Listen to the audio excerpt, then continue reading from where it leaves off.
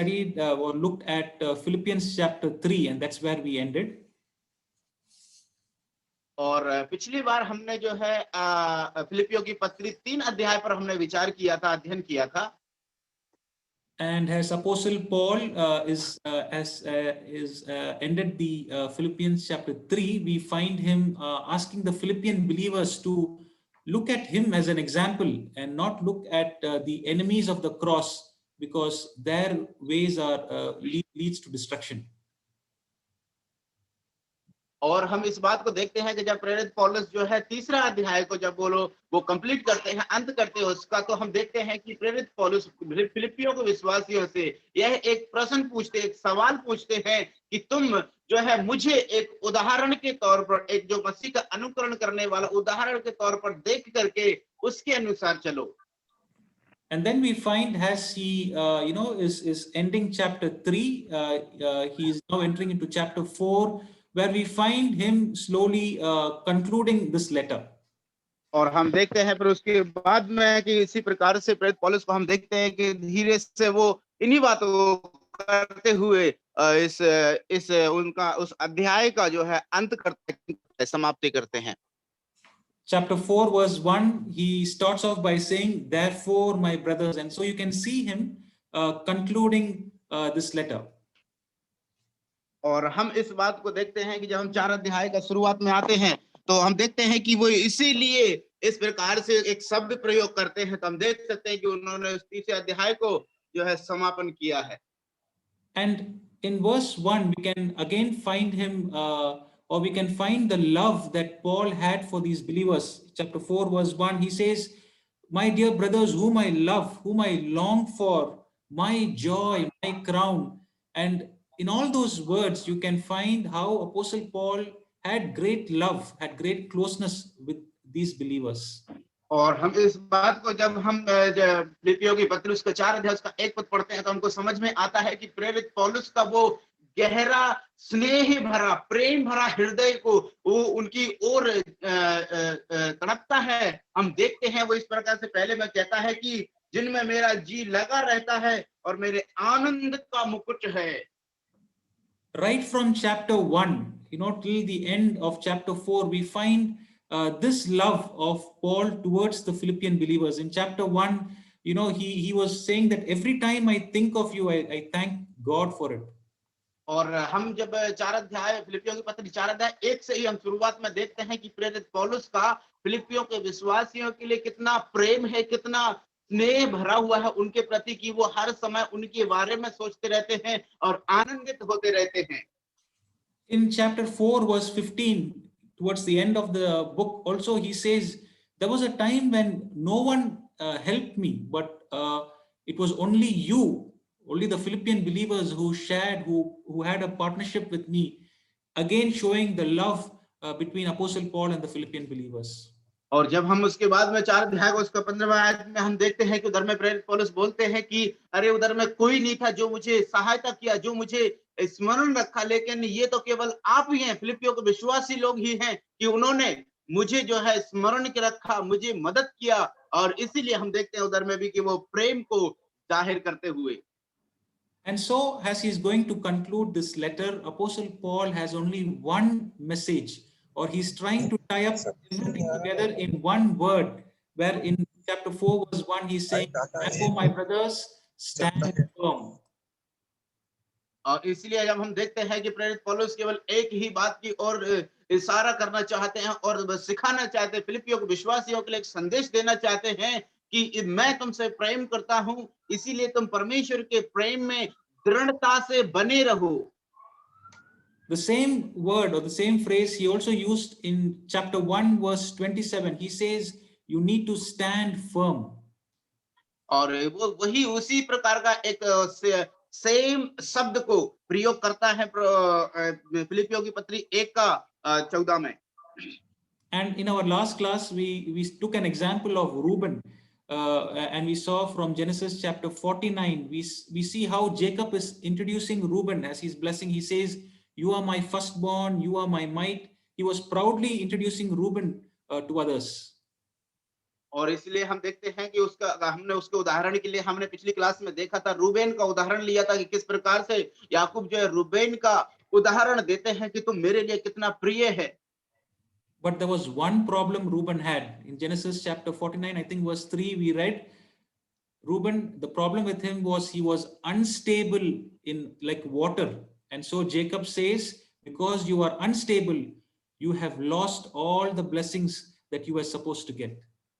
लेकिन हम देखते हैं रूबेन के अंदर एक समस्या थी, एक परेशानी वो ये थी कि वो जब याकूब जो है उनको आशीष दे रहा था रूबेन को, तो उसने कहा था कि तुम जो है स्थिर नहीं रहने वाले हो, तुम्हारा मन पानी के समान, लहरों के समान चंचल रहता है, तुम स्थिर नहीं रहते हैं, इसीलिए इसी कारण तुम अपने सारी आशीषों से वंचित हो जाओगे। So, as New Testament believers, Paul again reminds us, and it shows the importance of standing firm in the Lord. और इसीलिए फिर से हमको प्रेरित पौलुस ये बात बताते हैं, हमको सिखाते हैं कि हमारे लिए कितना महत्वपूर्ण है कि हम दृढ़ता से स्थिर खड़े रहें। Now, it is very interesting, when you read verse 1, Apostle Paul just does not say, stand firm in the Lord and leave it there, but he mentions like this. He says, in English, it reads like this, in this way, stand firm in the Lord. और इस प्रकार से हम केवल इतना ही नहीं कि तुम इस तरह से खड़े रहो, लेकिन जब प्रेरितों का उसका 4 का फिलिपियों की 4 का 1 का आखिरी भाग में हम पढ़ते हैं, तो हिंदी में भी वही बात लिखा है कि प्रभु में इसी प्रकार से स्थिर रहो। In other words, from verses 2 to 9, Apostle Paul is going to give 7 steps. When we closely observe those verses, we can find or 7 elements of how we can stand firm in the Lord.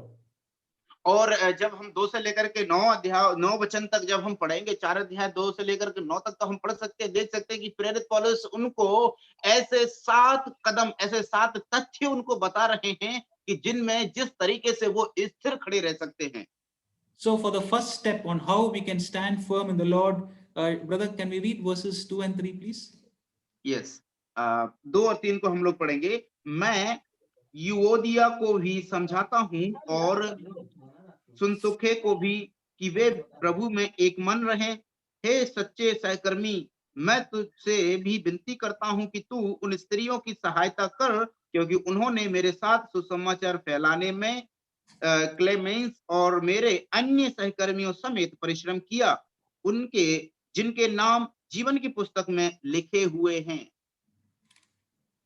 The first step on how we can stand firm in the Lord, when Apostle Paul is addressing this issue, the first thing he says is he's calling 2 sisters by name and asking them to agree or to be united with each other. और हम यहाँ पर एक पहले कदम को, पहले तथ्य को जो हम देखते हैं, जो प्रेरित पौलुस दृढ़ता से, स्थिरता से खड़े रहने के लिए बुलाते हैं, वहां उधर में 2 बहनों का नाम उधर में लेते हैं और उनको एक मन, एक चित्त, एक साथ रहने के लिए, बढ़ने के लिए उधर में वो आह्वान करते हैं। In other words, the first step of standing firm in the Lord is to be united together in love. और इसलिए पहला, दूसरे शब्दों में हम कहें, पहला तथ्य और पहला कदम यही है कि हमें प्रभु में दृढ़ता से खड़े रहने का और प्रेम में हमें एक साथ, एक चित्त, हमको दृढ़ता से बने रहना है। पहला कदम यही है। Now, it does not mean, that we need to compromise in doctrinal issues and compromise and be united together. No, that's not what Paul is saying here. और यहाँ पर केवल ऐसा नहीं कि सैद्धांतिक शिक्षाओं के अनुसार हमको, हमारी शिक्षाओं से मिलकर के हमको एक साथ में खड़े रहना, इस प्रकार का नहीं है। Because if it was a doctrinal issue, Apostle Paul would have, sided with one believer and would have said the other person's view is wrong. So it is clear that this is not a doctrinal issue that is happening over here. अगर हम यहाँ पर देखते हैं कि यदि कोई सैद्धांतिक शिक्षा के ऊपर यहाँ पर एक बात यहाँ पर कही जा रही है, तो प्रेरित पौलुस एक को कह देता कि व्यवस्था के अनुसार ये सही है और दूसरे को कहता है कि ये सैद्धांतिक शिक्षा के अनुसार गलत है। हम ऐसा यहाँ पर नहीं देखते, यहाँ पर एक तथ्य है, अलग ही माहौल है। So here we can find that these 2 sisters were divided, or there was disharmony because of some opinion that was very less important And this disharmony is now affecting the church. और हम यहाँ पर देखते हैं कि इन दो बहनों के बीच में कुछ कुछ ऐसे बातें थी जो कि उनको एक साथ में नहीं रहने दे रहे थे, एक साथ में उनको रहने के लिए बहुत दिक्कत थी, और इसी समस्या से वो कलीसिया में जाकर के उसका प्रभाव डाल रही थी वो। And so we find Apostle Paul is urging them, he's asking them, requesting them to agree together in the Lord in such opinions that are very less important. और इसलिए हम यहाँ पर देखते हैं प्रेरित पौलुस इन दोनों बहनों को बुलाते हैं, उनका आह्वान करते हैं कि ये इन बातों के कारण तुम दो लोगों के बीच में जो एकता नहीं है, सहभागिता नहीं है, उसको तुम ज्यादा महत्व ना दे करके प्रभु के प्रेम में एक चित हो जाओ, एक साथ हो जाओ। You know, there is an English proverb that says, united we stand, but when we are divided, we will fall. और हम इधर में इंग्लिश में एक कहावत थी और हिंदी में भी ऐसा ही है कि जब हम एक रहते हैं तो हम दृढ़ होते हैं और हम खड़े रहेंगे, स्थिर रहेंगे, और यदि हम विभाजित हो गए तो हम गिर जाएंगे, बिखर जाएंगे। Even in our spiritual life, when we are divided among our fellow believers, it is very easy for Satan to attack us. और यहाँ तक कि ये विश्वासियों के बीच में भी ये सही बात है कि जब हम विभाजित हो जाते हैं, विश्वासियों के बीच में विभाजन हो जाता है, तो ये शैतान के लिए सरल होगा और इजी होगा कि वो हमारे ऊपर प्रभाव करे, अटैक करे। I'm sure we all must have experienced it when there is disharmony, when we are not in love with each other. There is always bitterness, there is always hatred that was always found around us. और हमने इस बात को, हम में से बहुत सारे भाइयों बहनों ने जो है इस बात को अनुभव किया होगा कि जब भाइयों के बीच में, विश्वासियों के बीच में एकता नहीं होती है, सहभागिता नहीं होती है, तो हम देखते हैं एक दूसरे के प्रति अपने हृदय में कठोरता, कड़वापन और जो है दृष्टि से हम लोग देखते हैं उनको, उसको हमने महसूस किया है दिन प्रतिदिन। Apostle Paul knows the danger of disunity, and so the first step he's saying, if you need to stand firm in the Lord, is first you need to be united together in love. And he's calling out two sisters' name and he's asking them to agree to each other in the Lord. और यहाँ पर प्रेरित पौलुस जो है इस अवस्था को समझ जाते हैं, समझते हुए उनको जो है फिलिपियों के विश्वासियों को इस प्रकार से कहते हैं कि हे तुम दो बहनों, तुम दोनों को जो है इस प्रकार से नहीं रहना है, वरन प्रेम में एक दूसरे की सहभागिता रखते हुए एक साथ दृढ़ और स्थिर बने रहना है। Dear brothers and sisters, as New Testament believers, you know, we are to be also reminded of the words of our Lord Jesus Christ. In John chapter 13, he says, by this people will know you are my disciples, when you love one another. और मेरे प्यारों, मेरे प्रिय भाइयों बहनों, हमको जो है इस बात को स्मरण दिलाती है कि यूहन्ना रचित सुसमाचार उसका 13वां अध्याय में हम देखते हैं कि प्रभु यीशु मसीह अपने शिष्यों को यह कहते हुए उनका अभिवादन करते हैं कि इसके द्वारा जानेंगे लोग कि तुम मेरे चेले हो। का क्या है वो? कि जब तुम एक दूसरे से प्रेम रखोगे। In Matthew chapter 5 verse 9, I'm sure we all have studied about it. Jesus Christ says, blessed are the peacemakers, for they shall be called the children of God. और हाँ, मैं आशा करता हूं और मैं दृढ़ विश्वास के साथ कह सकता हूं कि आप लोगों ने इसका अध्ययन किया है। मत्ती के सुसमाचार उसका 5:9 में हम पढ़ते हैं कि धन्य है वे जो शांति बनाए रखते हैं, क्योंकि वे परमेश्वर के पुत्र कहलाएंगे। And so Apostle Paul, as you read further in verse 3, he's asking a companion. He's also asking Clement, you know, to help these women to come together and agree in the Lord, because if they needed to stand firm as a church in the Lord, the first thing they needed to do was to be united together in love. और इसलिए हम लोग यहाँ पर देखते हैं कि वो प्रेरित पौलुस जो है क्लेमेंट को बुलाते हैं कि जो इन दोनों बहनों के बीच में जो है एकता को बनाए रखने के लिए, क्योंकि प्रभु में जो है उसके कार्य में आगे बढ़ने के लिए, प्रभु के कार्य में आगे बढ़ोतरी होने के लिए जो है इन दोनों बहनों को जो है एक साथ में रहना है, जिससे कि उनके द्वारा सुसमाचार का प्रचार होने पाए। The second step on how we need to stand firm in the Lord is found in verse 4. Apostle Paul says, rejoice in the Lord. Always, again I say, rejoice. और यहाँ पर जब हम अगला इस कदम को जो हम देखते हैं यहाँ पर चौथे अध्याय में 4:4 में कि प्रभु में सदा आनंदित रहो, मैं फिर कहता हूँ आनंदित रहो। So the first step was to be united together in love. Second, we find Apostle Paul is asking us to rejoice in the Lord. और हमने पहले कदम को देखा था कि हमें प्रभु के प्रेम में एक साथ में हमें स्थिर बने रहना है, और दूसरी बात हमें प्रभु में सदा आनंदित रहना है। ये है दूसरा कदम। The word, that phrase "in the Lord" is very important. It is like I mentioned in the first class. "In the Lord" is a phrase that is repeated quite often in this epistle. और हमने जो है कि ये जो यहाँ पर एक शब्द इस्तेमाल किया गया है, वो शब्द यह है कि प्रभु में। ये जो शब्द जो है कई बार नए नियम में इसका प्रयोग किया गया है। Because there is a danger, where we tend as human beings to rejoice in our circumstances. We tend to rejoice in people. We tend to rejoice in feelings. Apostle Paul reminds them that they need to rejoice in the Lord. और मेरे प्रिय भाइयों, हम लोग एक विश्वासी होने के नाते जब हम इस संसार में रहते हैं तो हमको प्रलोभन आएंगे कि हम इस संसार की वस्तुओं में और संसार की इस ऐसी परिस्थितियों में और संसार के लोगों के साथ में आनंदित और मगन होए मेरे प्यारो। लेकिन प्रेरित पौलुस विश्वासियों के लिए यह बात चिताना चाहते हैं कि हमको या आपको जो है प्रभु में आनंदित होना है, ना कि संसार में। Because if we trust in our circumstances, if we rely in our feelings, or if we rejoice in people, we need to keep in mind that all those things keeps changing, they keep fluctuating. और यदि हम जो है अपने अपने circumstances अर्थात अपने परिस्थितियों के अनुसार और अपने जो है संसारिक लोगों के साथ में और अपनी अनुभवों और अपनी इमोशंस और फीलिंग्स के साथ में जब हम आनंदित करना चाहेंगे, तो हम प्रेरित पौलुस हमें याद दिलाना चाहते हैं कि हम लोग जो है वो सच्चे आनंद को अनुभव नहीं कर पाएंगे। So Apostle Paul says we need to rejoice in the Lord, because as New Testament believers, when we read Malachi chapter 3, there it says, "I am the God who does not change." And that is why we need to rejoice in God who does not change.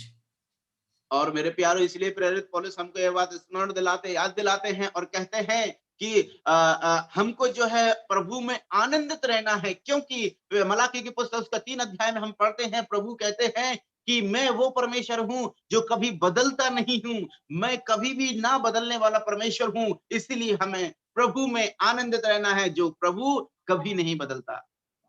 Now, naturally there will come a practical question. How can we practically rejoice in the Lord? How can we practically do that? और यदि हमारे मन में एक विचार आता है, एक प्रायोगिक तौर पर हम कैसे प्रभु में आनंदित रह सकते हैं?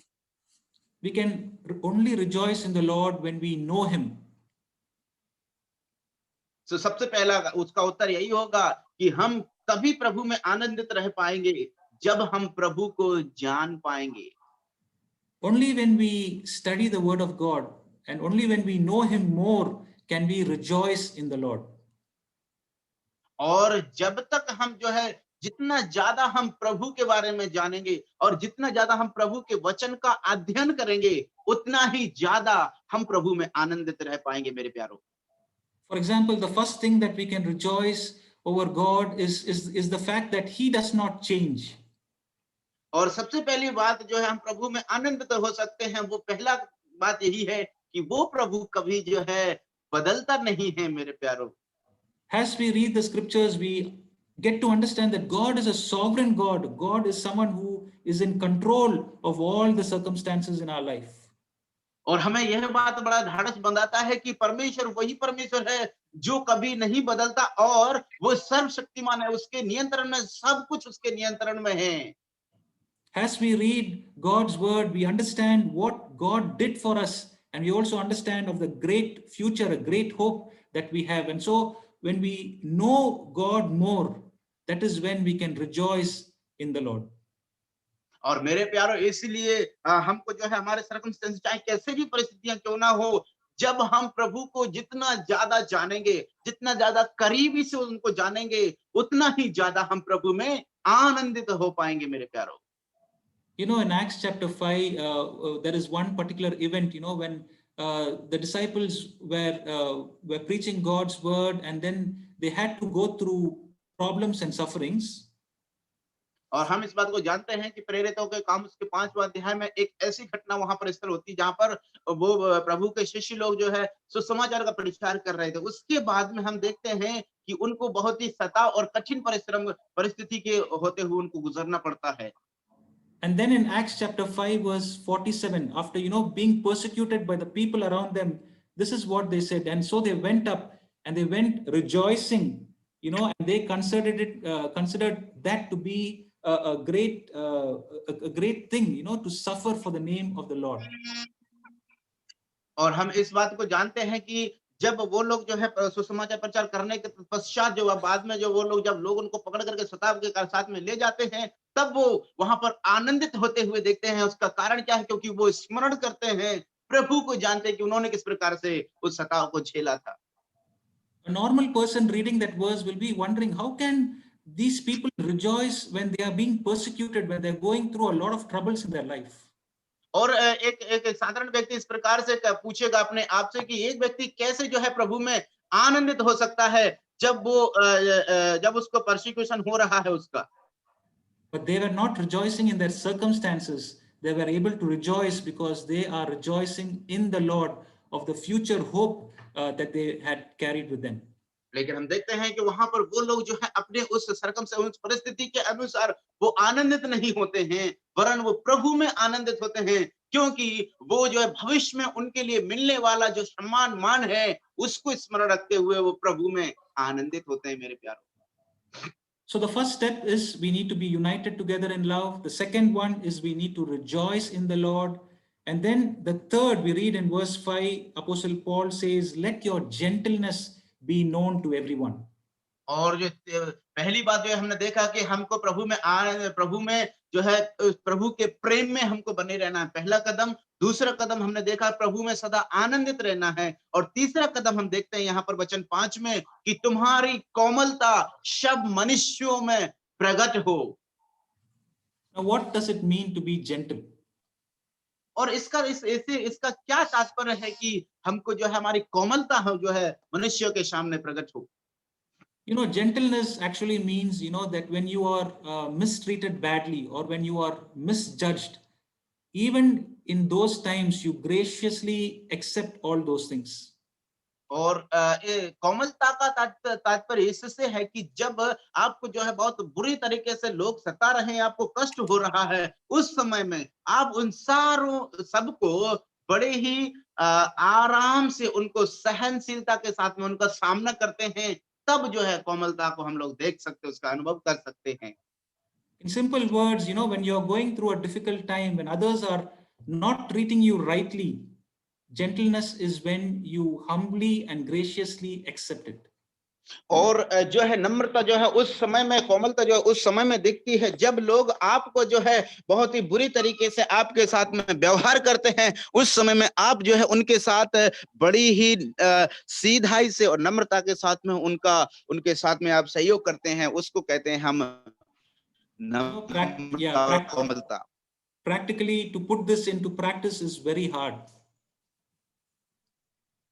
और प्रायोगिक तौर पर इस हमारे जीवन में प्रयोग में लाना कठिन साबित दिखाई पड़ती है। How can we do it practically? You know, we can apply it practically, you know, when we realize or when we tell ourselves that we ourselves are first of all not worthy to receive anything good. और हम इसको प्रायोगिक तौर पर हम इसको कैसे अपने जीवन में इसको लागू कर सकते हैं? सबसे पहली बात जो हम कर सकते हैं वो ये है कि हम अपने आप को इस प्रकार से कहें कि हम इस योग्य नहीं है कि हम कुछ भी अच्छा या हम प्राप्त करें। When we know that we ourselves are sinners, that we do not deserve anything good, only then can we be able to show this character of gentleness in our life. और जब हम जान पाते हैं कि हम इस योग्य नहीं है कि हमको कोई भी अच्छी वस्तु या अच्छी का हमको मिले, तभी हम उसको जान पाएंगे कि हम जो है उस कोमलता को प्राप्त कर पाएंगे। Apostle Paul, is reminding the Philippian believers that that attitude, that gentleness needs to be found in your life if you have to stand firm in the Lord. और उसी प्रकार का कोमलता को हमको प्रेरित पौलुस याद दिलाना चाहते हैं कि हमारे अंदर आए, तब हम प्रभु में स्थिर रह पाएंगे मेरे प्यारों। Our Lord Jesus Christ is one of the best examples to understand this gentleness. In spite of us being enemies, in spite of us hating God, we do not see Jesus Christ revolting back to us, but we find him showing his love towards us. और हम इस बात को देखते हैं, सबसे उत्तम उदाहरण प्रभु यीशु मसीह को देखते हैं कि वो उसके दुश्मन जो है उनको सता रहे थे, उनको कष्ट और पीड़ा दे रहे थे, और उसके बदले में कि प्रभु उनको उसी प्रकार से उत्तर दे नहीं, वरन उनको जो है बड़ी ही सहनशीलता के साथ में उनका उत्तर देते हुए हम प्रभु को देखते हैं। और वही बात हमको हमारे जीवन में उस कोमलता को दिखाने के लिए हमको प्रयोग में लाना होगा प्यारों। So in chapter 4, verse 5, we find the third step on how we can stand firm in the Lord. Apostle Paul was asking the Philippian believers that this character, this attitude of gentleness is to be made known to all men. और इसलिए हमको जो है फिलिप्पियों की पत्री 4 अध्याय का 5वीं आयत में हमको वो प्रेरित पौलुस याद दिलाना चाहते हैं कि कैसे प्रभु में स्थिरता के साथ में खड़े रह सकते हैं। वो है हमारी कोमलता सब मनुष्यों में प्रकट हो। The fourth step we find in that same verse, it says, the Lord is at hand. और चौथा कदम जो है वो हमको याद दिलाता है, बताते हैं, वो है कि प्रभु जो है नजदीक है और बहुत ही नजदीक है, निकट है। Now there can be actually two meanings to that. One meaning is, the physical or the spiritual presence of God is always near us. और इसका जो है दो प्रकार से हमको इसको समझ सकते हैं। पहला तथ्य यह है कि प्रभु जो है शारीरिक तौर से हमारे बीच में उपस्थित हैं और हमारे नजदीक हैं। So because he's always near us, he's in us, we need not be we need not be anxious, or we need not be scared, but we can just trust in him. और इसलिए कि यद्यपि प्रभु हमारे साथ है, तो इसलिए हमको जो है हताश और निराश और डरना नहीं है, क्योंकि वो हमारे संग हैं। The other meaning could be that the second coming of our Lord Jesus Christ is near, and so Apostle Paul was saying, was reminding them that his coming is near. और दूसरा बात ये भी हो सकता है कि प्रेरित पौलुस प्रभु यीशु मसीह के द्वितीय आगमन जो है बहुत जल्दी होने वाला है, उस बात के बारे में फिलिपियों के विश्वासियों को स्मरण दिलाना चाहते हैं कि प्रभु निकट है। But in both those cases, having both those things in mind, Apostle Paul is asking the Philippian believers to trust in the Lord, because his presence is near us. At the same time, his coming is also near, and so we just need to trust in him. और इसलिए हमको प्रेरित पौलुस जो है इस बात को स्मरण दिलाना चाहते हैं और याद दिलाना चाहते हैं फिलिपियों के विश्वासियों के लिए और हम सभी के लिए कि जो है हम प्रभु का आगमन निकट है, प्रभु निकट है, इसलिए हमको प्रभु में भरोसा रखते हुए दृढ़ता के साथ में स्थिर खड़े रहना है। Apostle Paul was saying, you don't have to be anxious, you don't have to be worry about the things that you are going through. Why? Because the Lord is at hand. All you need to do is to trust in the Lord. और इसलिए प्रेरित पौलुस जो है विश्वासियों को स्मरण दिलाना चाहते हैं कि आपको जो है किसी भी बात के प्रति हताश और निराश और दुखी नहीं होना है, डरना नहीं है, वरन प्रभु में दृढ़ता के साथ खड़े रहना है, कारण क्योंकि प्रभु निकट हैं, बहुत ही जल्दी आने वाले हैं। The fifth step on how to stand firm we find in verse 6. Apostle Paul is saying that you need to make everything in prayer and supplication, and he uses this phrase, with thanksgiving. और पांचवा कदम जो हम यहाँ पर देखते हैं वचन 6 में हम पढ़ते हैं कि हमारे सारी विनती और प्रार्थना धन्यवाद के द्वारा परमेश्वर के सन्मुख रखी जाएं। Thankfulness. So the fifth step, I've termed it as thankful prayer, is something that will help us stand firm in the Lord. और एक धन्यवादी प्रार्थना हमको जो है इस योग्य बनाएगी कि हम प्रभु में स्थिर खड़े रहें। In other words, when we are going through difficult times, when we are having bad circumstances, we should not even if we complain to God, we must always do it with a heart of gratitude, with a heart of thankfulness to God. और यहाँ तक कि हमको प्रेरित पौलुस यह बात दिलाना चाहते हैं कि यदि यद्यपि हमारे जीवन में किसी भी प्रकार का कठिन परिस्थिति से हम क्यों ना गुजर रहे हों, उस समय में भी मेरे प्यारो, जब हम परमेश्वर से प्रार्थना करें तो उस प्रार्थना को भी हम धन्यवादी प्रार्थना, धन्यवाद के साथ प्रार्थना करें, और यही हमको सहायता करेगा कि हम प्रभु में स्थिर खड़े रहें। You know, Jonah was a very good example. You know, in chapter 2 of Jonah, we find he was in the he was in the belly of that big fish. और यह योना जो है एक बहुत ही उत्तम उदाहरण इस बात के लिए हम लोग ले सकते हैं। योना की पुस्तक हम 2 अध्याय में पढ़ते हैं कि जहां पर योना जो है एक बहुत बड़ी मछली के पेट के अंदर है। And he starts off his prayer, you know, by you know, saying that he's being surrounded with a lot of bad things, and he's asking God to take him. But towards the end of his prayer, and towards the end, in that last verses of this chapter, he actually is thanking God. He's praying with a heart of gratitude towards God. और हम इस बात को देखते हैं कि योना जब वो उस मछली के पेट के अंदर था, वहां से ही प्रार्थना करते हुए कहते हैं कि मैं ऐसी ऐसी समस्याओं से घिर गया हूं, प्रभु तू मुझे बचा ले। और जब हम उस प्रार्थना के अंत में आते हैं तो वहां पर हम उन तथ्यों को, उन बातों को देखते हैं जहां पर योना जो है धन्यवाद के साथ में एक धन्यवादी प्रार्थना प्रभु की ओर अर्पण करते हुए हम देखते हैं। And as he ends that prayer with thanksgiving and with a thankful heart, the next verse we find God is asking now this fish to vomit Jonah out from it. और उसके बाद में हम देखते हैं उसी वचन के अगले वचन में जब हम देखते हैं योना ने जैसे ही उस धन्यवादी प्रार्थना को प्रभु के सामने उपस्थित किया, अगले वचन में हम पढ़ते हैं कि प्रभु ने, परमेश्वर ने जो है उस मछली को आज्ञा दिया कि वो योना को जो है एक सूखी भूमि पर उगल दे। In verse 7, Apostle Paul gives us the result of this thankful prayer. और हम लोग देखते हैं कि उसका जो है उस धन्यवादी प्रार्थना का जो एक परिणाम को हम लोग वहां पर देख सकते हैं। What is the result if we pray thankfully? Verse 7, it says, the peace of God that surpasses all understanding will be granted to you, that will guard your hearts and your minds.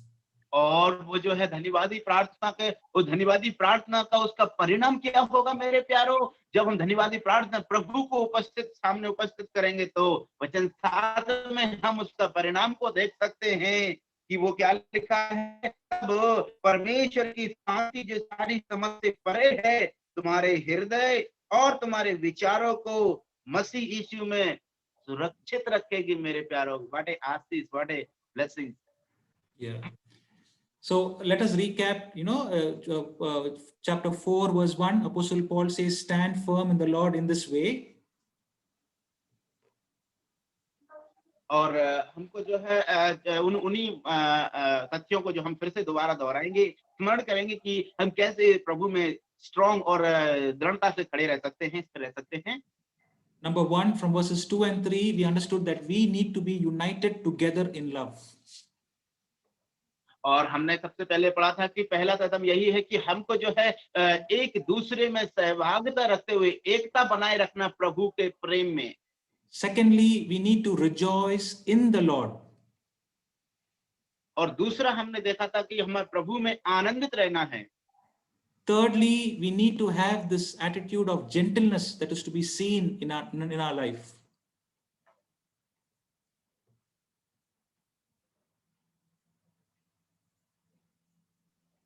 Sorry sir, I was muted. Please. Thirdly, this attitude of gentleness must be seen in our life.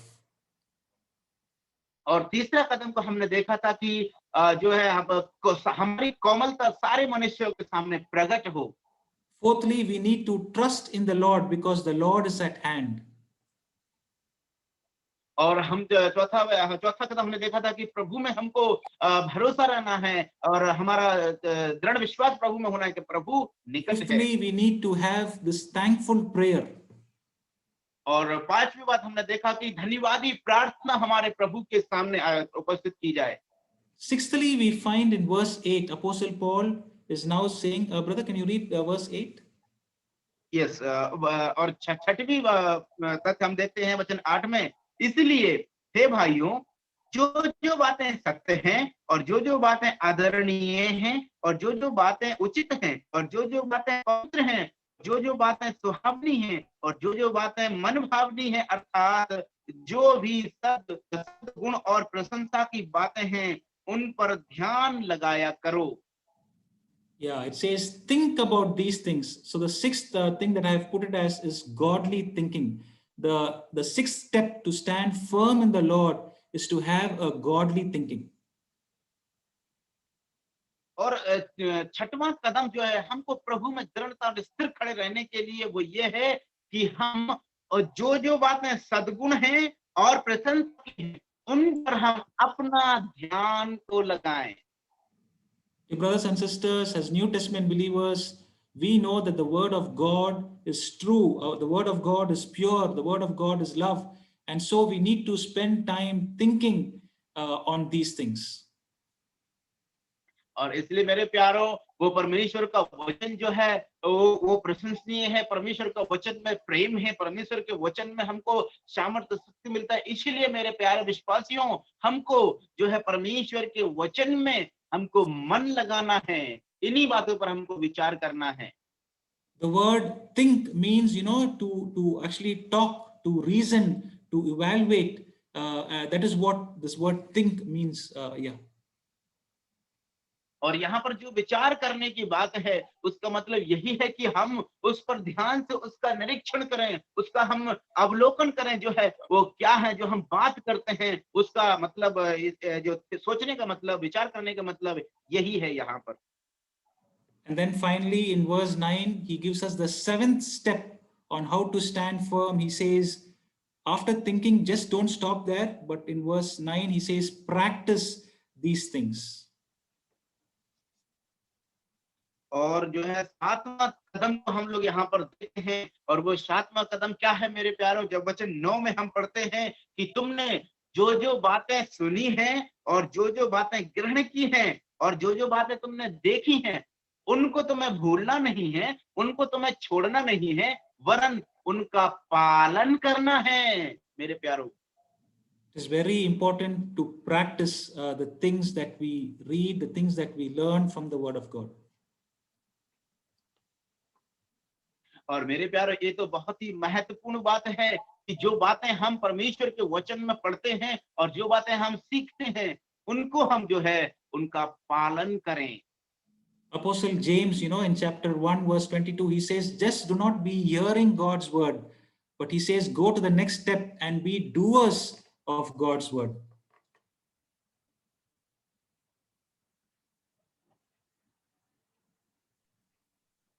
और कि हमको जो है न केवल सुनने वाले बनना है, वरन हमको उस पर चलने वाले बनना है। Obedience, especially as New Testament believers, is very important in our life. और इसलिए हम एक नए नियम के, नए करार के विश्वासी होने के नाते हमारे जीवन में आज्ञाकारिता बहुत ही महत्व रखती है। If we need to stand firm in the Lord, we need to obey, we need to practice his word. और यदि हमको जो है प्रभु में जो है स्थिर खड़े रहना है और जो कुछ हमने सुना, सीखा और देखा है,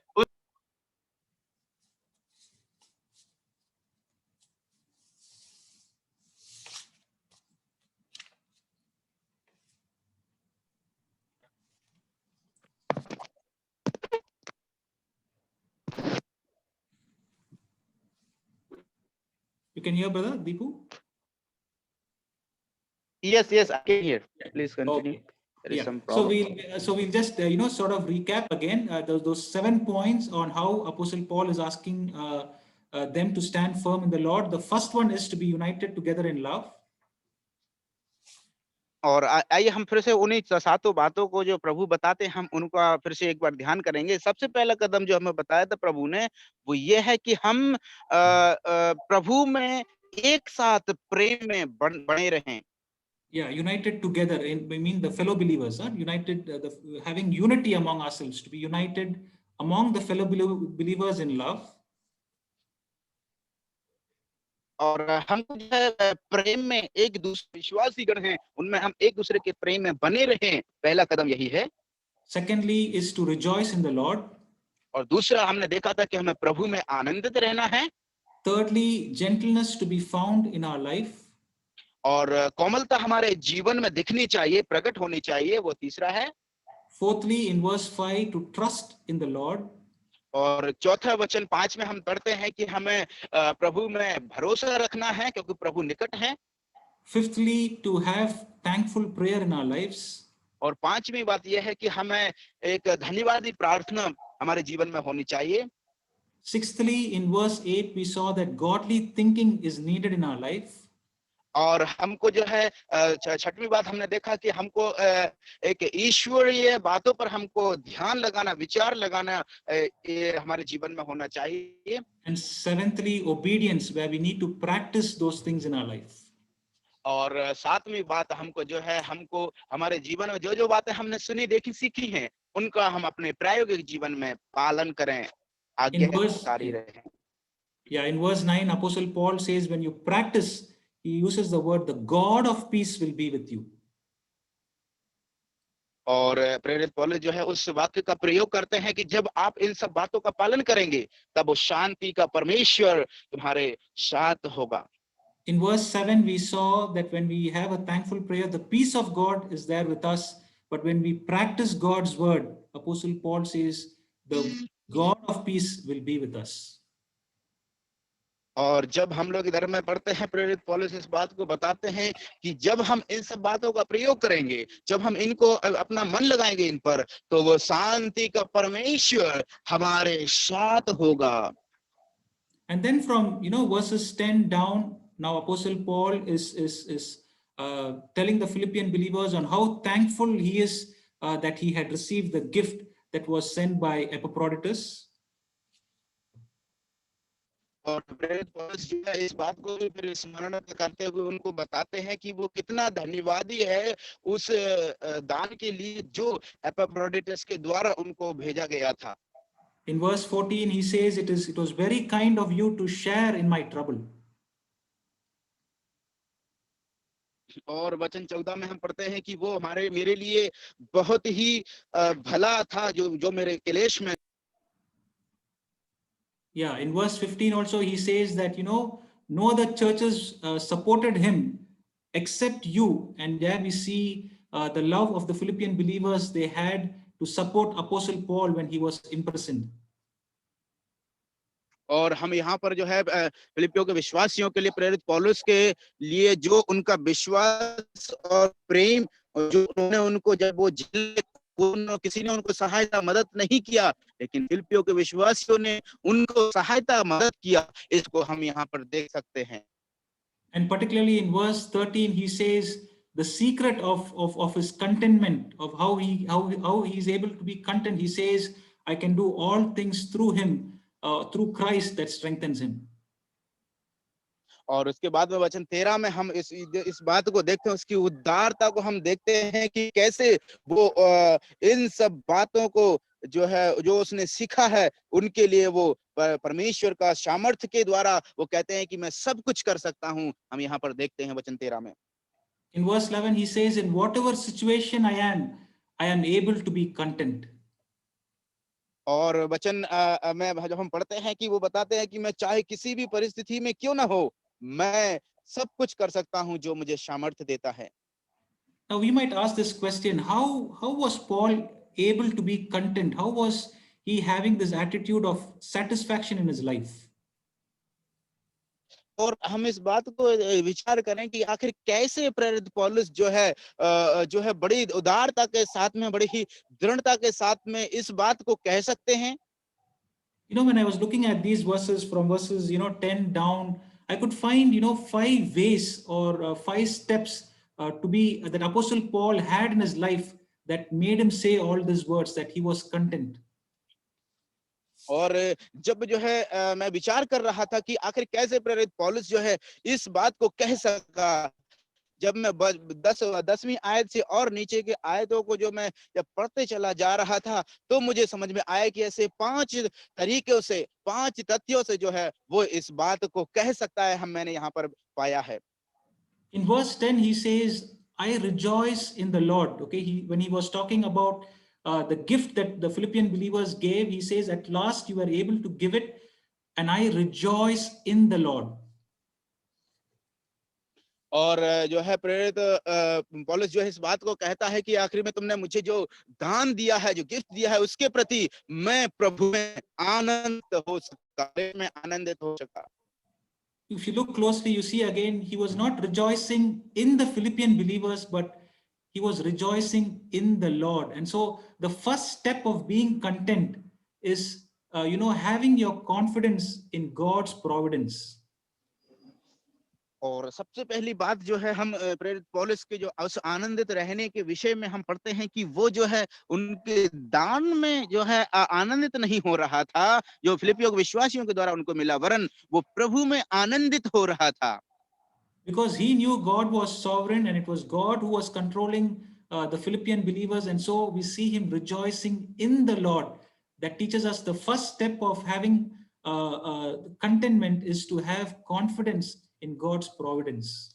और इसलिए जो पहला बात जो है प्रेरित पौलुस के जीवन से हम देख सकते हैं कि वो आनंदित रह सकता है, क्योंकि वो परमेश्वर पर उसका संपूर्ण भरोसा था कि वो चाहे कैसी भी परिस्थिति में क्यों ना हो, परमेश्वर जो उसका समाधान करते हैं, और परमेश्वर जो उसका क्या बोलते हैं, उनको जो फिलिपियों विश्वासियों के द्वारा उनकी जरूरतों को पूरा कर रहा था, उसके द्वारा प्रेरित पौलुस प्रभु पर भरोसा रखते हुए वो आनंदित होता है प्रभु में।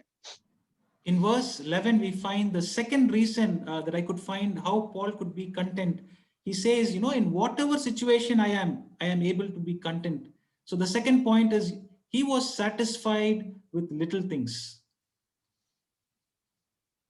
और दूसरी बात जो है प्रेरित पौलुस के जीवन में कि वो प्रभु में आनंदित रह सका, वो बात को हम वचन 4:11 में हम पाते हैं। उधर में लिखा है कि यह नहीं कि उसने यह बात सीखा था कि जो कुछ भी चाहे छोटी से छोटी बात क्यों ना हो, उसने संतोष रखना सीखा है। He says in every situation or in any circumstances, in whatever situation, I'm content. That teaches us this attitude that Apostle Paul was happy. He was satisfied with little things in his life. और हम इस बात को वचन 11 में पढ़ते हैं कि यह नहीं कि मैं अपनी घटी के कारण यह कहता हूं, क्योंकि मैंने यह सीखा है कि जिस दशा में भी मैं हूं, उसी में मैं संतोष करूं। यह बात हमारे प्रेरित पौलुस हमारे जीवन में बताते हैं कि हमको छोटी-छोटी बातों में भी संतुष्ट होना है। The third thing was, again, we find that he was independent from circumstances. In other words, his contentment was not based on circumstances. और उसके बाद में अगला कदम को हम देख सकते हैं कि उसका जो है जो उसका रहस्य, उस पर जो संतुष्ट होने का उसका रहस्य जो है उनकी जो परिस्थितियों के अनुसार और उन पर आश्रित नहीं था। He was content because he was independent from circumstances. वो इसीलिए जो है संतुष्ट था, और वो इसीलिए क्योंकि उनका जो है भरोसा जो उन सर्कमस्टेंसेस अर्थात उन परिस्थितियों के ऊपर नहीं था। In other words, he was trusting in God to provide for his need. He was not trusting on his circumstances, and because of that we find he was content in his life. और दूसरी तरीके से यदि हम कहें तो वो जो है वो संपूर्ण परमेश्वर पर आश्रित थे, वो संपूर्ण परमेश्वर पर भरोसा रखते थे। अपनी सारी जरूरतों को पूरा करने के लिए परमेश्वर उनको पूरा करेगा, इसलिए वो कहते हैं कि वो जो है सामर्थी है और वो संतुष्ट है उन्हीं बातों में। In verse 13, the reason he was content was because he knew that he was sustained by God's power. और वचन और उसके बाद में चौथी बात को हम देखते हैं कि वो कंटेंट था, वो संतुष्ट था। वचन 13वां में हम पढ़ते हैं कि क्योंकि वो सब कुछ वस्तुओं के द्वारा उसको दी गई थी, उनके द्वारा वो सस्टेन किया गया था, इसीलिए हम पढ़ते हैं कि वो आनंदित था प्रभु में। In other words, Apostle Paul is saying, I can go through any circumstances. Why? because I have God's power with me that will sustain me. और दूसरी बात यहाँ पर बात में दूसरे शब्दों में हम कहें तो प्रेरित पौलुस ऐसा कहना चाहते हैं कि मैं चाहे किसी भी परिस्थिति से होकर के जा सकता हूँ। ऐसा क्यों? क्योंकि वो जानता है कि परमेश्वर मेरा ख्याल रखेगा, परमेश्वर मुझे संभालेगा। Then from verses 14 down onwards, the reason Apostle Paul could be content, and especially even the Philippian believers, the reason is they were preoccupied with the well-being of others. और हम इस बात को वचन 14 से और भी हम नीचे के यदि वचनों को यदि हम पढ़ते जाएंगे तो हम इस बात को समझ पाएंगे कि प्रेरित पौलुस जो है परमेश्वर के द्वारा फिलिपियों के विश्वासियों को पहले से ही बोझ डाला गया था दूसरे लोगों के मदद के प्रति। परमेश्वर की ओर से जो फिलिपियों के विश्वासियों को बोझ दिया गया था। We know that this Philippian church was not a rich church, but we see they were concerned of Apostle Paul. They were preoccupied with his well-being, and so that is why they sent the gift to Apostle Paul. और हम इस बात को देखते हैं कि फिलिपियों की कलीसिया जो है इतनी ज्यादा धनी कलीसिया नहीं थी, वरन फिर भी उसके तत्पश्चात भी वो जो है प्रेरित पौलुस की अवस्था को लेकर के वो काफी चिंतित थे और वो अपने मन में रखते थे। और जो है हम देखते हैं कि परमेश्वर के द्वारा दूसरों को रख रखाव के लिए फिलिपियों के विश्वासियों के लिए ये इच्छा परमेश्वर के द्वारा जागृत हुई थी।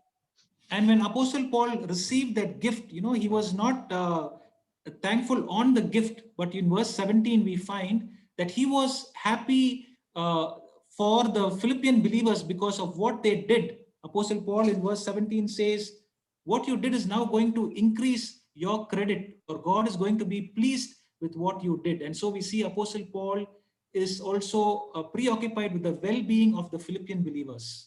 और हम इस बात को वचन 17 में देखते हैं कि फिलिपियों के विश्वासियों के द्वारा जो है प्रेरित पौलुस जो है आनंदित होता है और मगन होता है उसके प्रति। वचन 7 में इसलिए कहता है कि मैं इसीलिए धन्यवादी नहीं हूं और इसीलिए आनंद नहीं करता कि मैं दान चाहता हूं, वरन ऐसा फल चाहता हूं जो तुम्हारे लाभ के लिए बढ़ता जाए। तुम जो कुछ भी करते हो वो प्रभु में बढ़ता जाए। और हम इस को देखते हैं कि परमेश्वर के द्वारा फिलिपियों के विश्वासियों के लिए दिया गया था। Dear brothers and sisters, as New Testament believers, we live in a very materialistic world, a world which always wants, or a world that is not satisfied. और मेरे प्यारों, आज हम ऐसे आधुनिक जगत में जीवन बिता रहे हैं, जीवन जी रहे हैं, जहां के लोग संतुष्ट नहीं होते हैं। वो ज्यादा ही और भी ज्यादा चाहत रखते हैं, वो कभी संतुष्ट नहीं होते। How can we be content as children of God as we live in this world? मेरे प्यारों, हम परमेश्वर के संतान होने के नाते जब हम इस संसार में जीवन बिताते हैं तो हम कैसे संतुष्ट हो सकते हैं इस संसार में? Number one, we saw, like Apostle Paul in verse 10, we need to have our confidence in God's providence, that He will provide at the right time. सबसे पहला बात हम वचन 10 में हम पढ़ते हैं कि प्रेरित पौलुस के जीवन में भी वही था कि हमारा भरोसा प्रभु पर होना चाहिए कि हम किसी भी परिस्थिति में क्यों ना हो, प्रभु हमको समय पर हमारी जरूरतों को पूरा करेंगे। Secondly, in verse 11, like Paul, we need to be satisfied. We need to be happy with little things. और दूसरा बात हमको जो है प्रेरित पौलुस यहाँ पर प्रभु के द्वारा बताते हैं कि हमको छोटी-छोटी बातों में भी हमको संतुष्ट होना है। Thirdly, we need to be independent from the circumstances that is around us. और तीसरा बात हमको देखना है कि हमको जो है स्वतंत्र रहना है उन परिस्थितियों से जो हमारे आसपास हो रही हैं। Fourthly, we need to know that God's power is the one that is sustaining us as we go through difficult circumstances in our life. और अगली बात हमको जो है, चौथी बात हम अपने जीवन में जानते हैं कि हमको जो है हमको दृढ़ रहना है कि क्योंकि चाहे किसी भी परिस्थिति हम क्यों ना जाएं, परमेश्वर की सामर्थ्य हमारा ख्याल रखेगी। And finally, fifthly, we can be content when we are preoccupied with the well-being of our fellow believers. मेरे प्यारों, और पांचवी बात हम देखते हैं कि हम संतुष्ट हो जाते, धीरज धर सकते हैं और दृढ़ हो सकते हैं क्योंकि हम हमारे विश्वासी भाइयों को जो है परमेश्वर ने पहले से ही दूसरों को रख रखाव के लिए, ख्याल रखने के लिए बोझ दिया है। And then in the final verses, in verse 21, we find him greeting all the saints in Jesus Christ that are found in the Philippian church. और उसके बाद हम देखते हैं अगले वचनों में कि प्रेरित पौलुस जो है उनको, जो फिलिपियों के विश्वासियों में लोग थे, उनको सभी को वो एक एक पवित्र जन को यीशु मसीह में नमस्कार कहते हैं। So we've almost spent 7 days studying verse by verse this letter written by Paul to the Philippian church. और हमने आज कम से कम 7 दिन जो है बिताए कि हम इस अध्ययन को, फिलिपियों की पत्री वचन बाय वचन से लेकर के हम इसका अध्ययन करें। And if you closely looked, you will realize that this letter is just not a thank you note that Apostle Paul was writing back to the Philippian believers. और यदि हम इस वचन को जो है पढ़ें तो केवल इसी बात के प्रति नहीं कि वो प्रेरित पौलुस फिलिपियों के विश्वासियों के लिए धन्यवाद ही का एक संदेश देना चाहते हैं।